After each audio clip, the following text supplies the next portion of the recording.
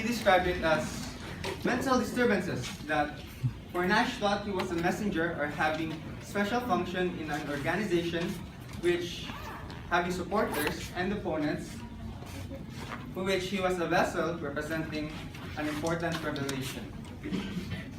So he said that he suggested that his delusional thinking was caused by his unhappiness, his desire to be loved and recognized, and also his characteristical way of thinking.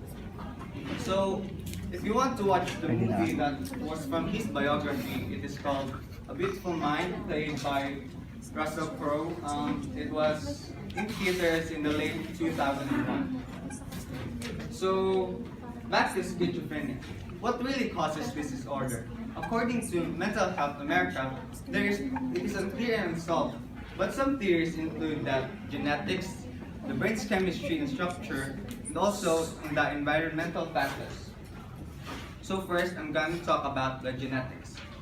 Scientists recognize that it runs in families that an offspring may have the tendency to inherit this disorder.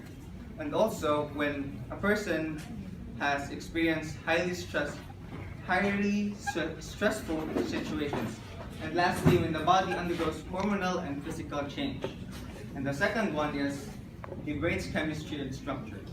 According to an article in Medical News Today, an imbalance in dopamine, a neurotransmitter, can contribute to the onset of schizophrenia.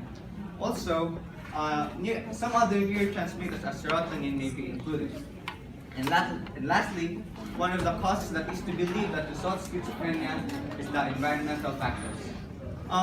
Although there's no definite proof for that, researchers said that the mother who experienced trauma, viral infections, and stressful experiences. So now, you're thinking if you're having this disorder, right? So these are the symptoms to watch out for if you're having schizophrenia. There are two symptoms to be watched out for. One is the positive psychotic symptoms, and the other one is the negative psychotic symptoms. So what I mentioned earlier is the positive psychotic symptoms. When you're having delusions, hallucinations, paranoid delusions, and exaggerated perceptions, beliefs, behaviors, etc. It is also described as the disturbances that is added to a person's personality. Well, on the other hand, the negative symptoms is described as the capabilities that are lost in the person's personality. A loss or a decrease in to initiate plans, speak, also to express emotion and feel pleasure. They also experience emotional flatness, extreme apathy, and social withdrawal. In our current time, there is no cure for schizophrenia that exists, but one can have a fulfilling and productive life after proper treatment, such as rehabilitation through counseling and therapy, going to rehabilitation centers, and participating in self-help centers. In this way, rehabilitation can help the person's lost abilities to recover, and also antipsychotic medication is needed to control the symptoms of schizophrenia. So there are two types of antipsychotics. The first one is the typical antipsychotics, which is effective in the hallucinations, delusions, and confusion. And the other one is the atypical antipsychotic. It is effective in both the positive and negative symptoms, which also it has lesser side effects. So a patient recovering from schizophrenia needs assistance, intense care, and also support from their families.